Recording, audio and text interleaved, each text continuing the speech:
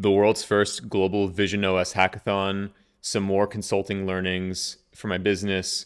These are just a few of the topics that we're going to discuss today on episode 11 of This Bootstrapped Life.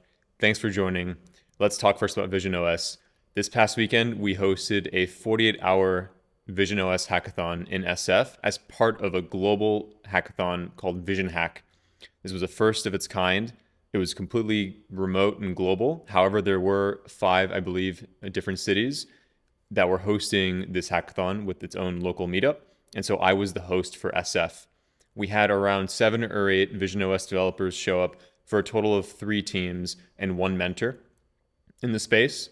And it was incredible. Honestly, the energy. This is the most Vision Pro devices that I've seen in one room so far.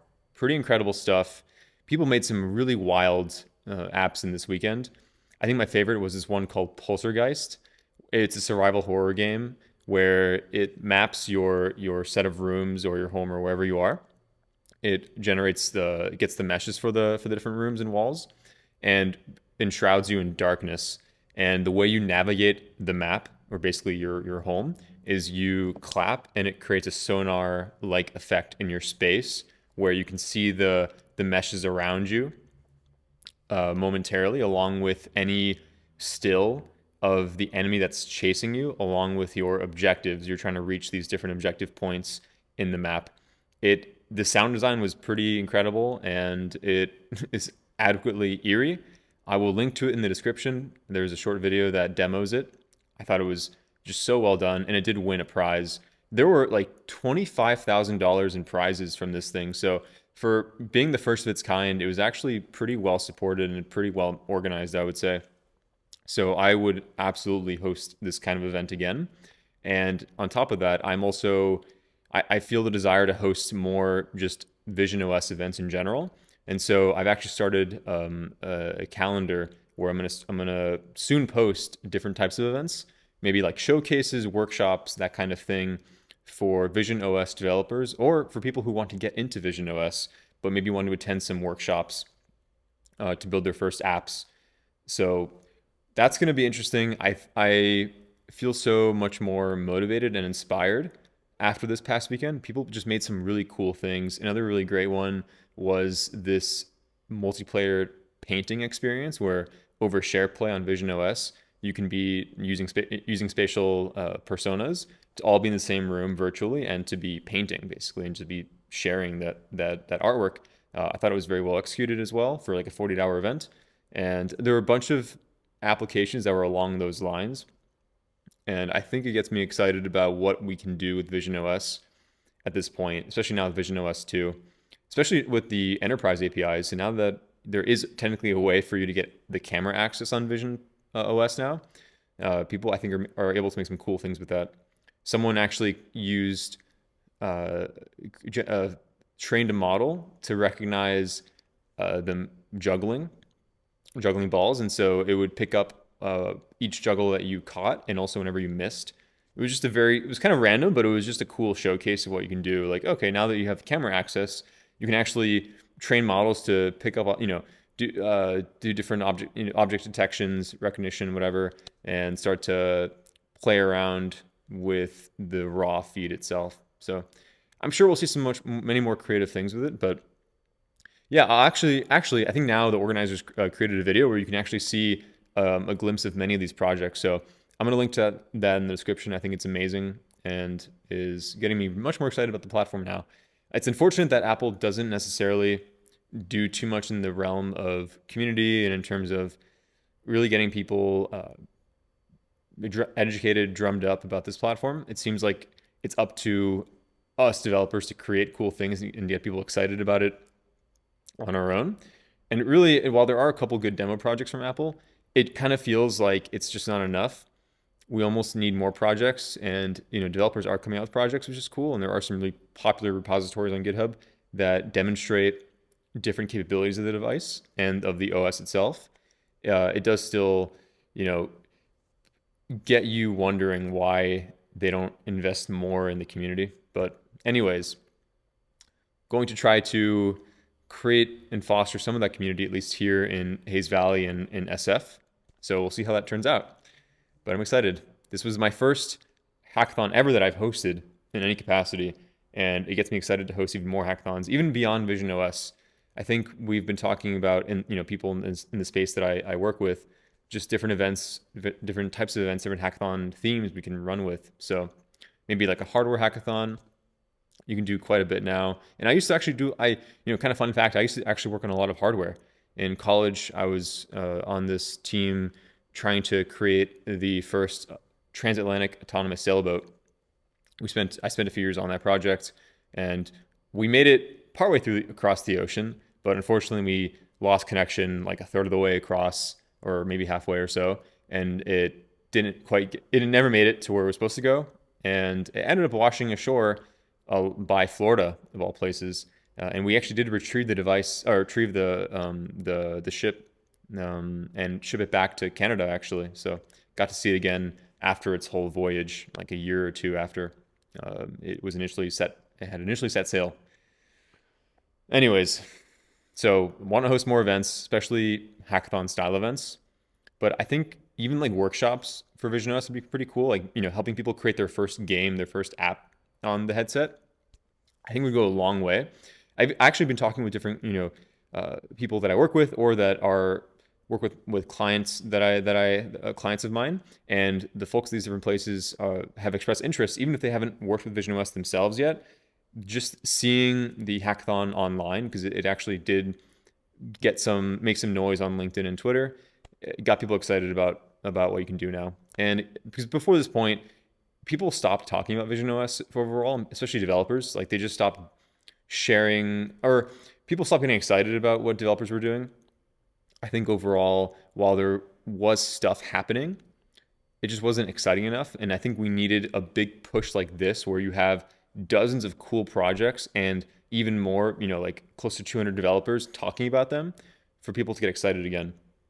So this was a pretty powerful wave that I guess Apple kind of, gets just to have going into visionOS 2's launch this week. So overall, this was a really big week for visionOS, especially again with visionOS 2 launching. I'm very excited about the space, and I just can't wait until we have a lighter device that is more accessible, particularly price-wise. It really is like a dev kit, and I'm still reminded of that from this hackathon, but it is really cool what people are starting to make. Moving on, I'm starting to work on a redesign for SkyPorch's site. I think I discussed this last week, but I've been reading about consulting. There's this book, The Consulting Bible. I've also been following this consultant on Twitter, Jason Leo, AI consultant. He's pretty prolific. He's sharing a lot more about indie consulting now, and just how to really jump into consulting, and how to not just increase your rates, because everyone says, oh, increase your rates. But, in terms of like what that looks like in practice, I think he's done a good job of distilling what he's learned and what he's done to go from making like $170 an hour, early on when he started, to now, like, he makes like $100K a month, something along those lines. And the reality is, it's not crazy when you think about what he actually does. He provides immense value to these different organizations that are leveraging AI and helping them get to different, the next, Series A, Series B, Series C, whatever. So a lot of value there. I think what he's doing is impressive, and he's providing his playbook basically for free online. So I'm just kind of taking that and applying it to what I'm working on with my business, and it's already providing results. I'm already learning how to charge more, how to bill myself to clients. I'm still working the pitch, I would say, but I am becoming more outcome driven and trying to dig into what the client's problems are and how I might be able to fit in to drive a certain outcome, whether it's perhaps more traffic, whether it's perhaps helping them with reduced costs to either maintain or reach profitability.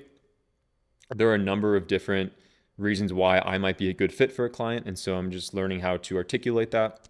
And so this redesign of the SkyPorch website is hopefully going to do a better job, because the current version that we launched with when I incorporated the business back in April, it was something that we did kind of quickly, and it really just illustrates the technology we know how to use well, But I think I want to move away from that, and instead highlight what are the outcomes that we have driven already for different clients and include testimonials for said clients. So I think with this change, it will just give us more credibility, and I will also lean a little more into status on that site. I think I personally am not someone who wants to lean into status very much, but I recognize that for buyers, they want to see some of those indicators on your landing page before they go ahead and say, okay, yeah, I want to consult with this person. So I'm going to lean into that a little more, kind of become, I wouldn't say shameless, but just have a little less shame in understanding how this game works and playing into it, because that's how you get more money and how you can then do more cool things with that. For me, money is not like my goal. My goal is to just work on cool things with cool people and really to have fun doing it. And so far, that's kind of how it's been at SkyPorch. I've only taken on client work that makes sense. That's fun for me at least. And I think fun for us. I generally, if there's a client project that is not a great fit, especially like after starting, I do my best to then shield, my team from those projects. And so we had a case of that this summer where there was a project that just didn't really make sense for us and particularly for my team. And so, yeah, I stopped that one, and I think that's an important thing to know how to do too, how to say no and say, yeah, like this is not a good fit. So these are all just learnings. I mean, I'm not even 6 months into this thing. And also, along with that start, there was the move to SF and all these big life things going on. So yeah, I would say overall, I'm quite pleased with the progress. And I think with this big, redesign, whatever, it's not like a massive redesign. It's more of just like rethinking how I approach consulting and just improving the way I bill myself. So, and bill our services too. Anyways, I'm excited.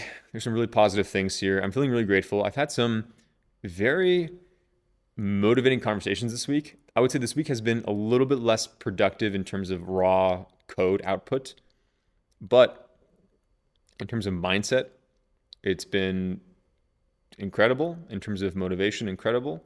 I feel much more interested in investing more in visionOS again, both in terms of my own development on visionOS and also in terms of cultivating community. And I've also just had some great conversations with friends and colleagues that are just doing cool things in their own businesses. Not even necessarily clients of mine, just people that I've met here in SF or that I've known before that are here in SF as well. And I'm just excited for them. I think what's cool about this place is that people have positive sum thinking.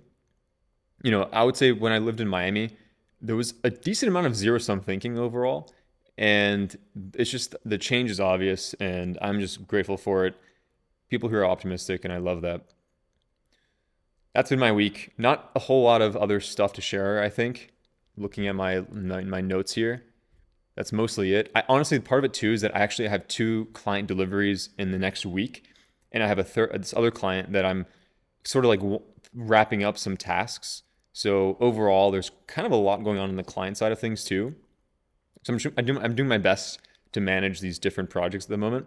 And so there's been less time for the product studio stuff between the hackathon, these 3 client projects that are imminently getting delivered, and of course just taking care of myself and still enjoying things socially. And for me, it's interesting because social stuff kind of, I don't really know when the social ends and the networking, or when the networking ends and the socializing begins, but it's kind of fuzzy in SF. Overall, it's kind of the same thing at this point to me. I just socialize and have fun, and if there's some conversion there, that's cool, but I'm not like actively selling my services to people that I meet. I give them like the very soft pitch, what we do, and we're an agency, then we drive like ABC outcomes. Otherwise, I don't necessarily try to like pitch everyone that I meet who's like a founder or whatever. But that's where we are. Thanks for watching this episode, and I'll see you for the next one. Bye for now.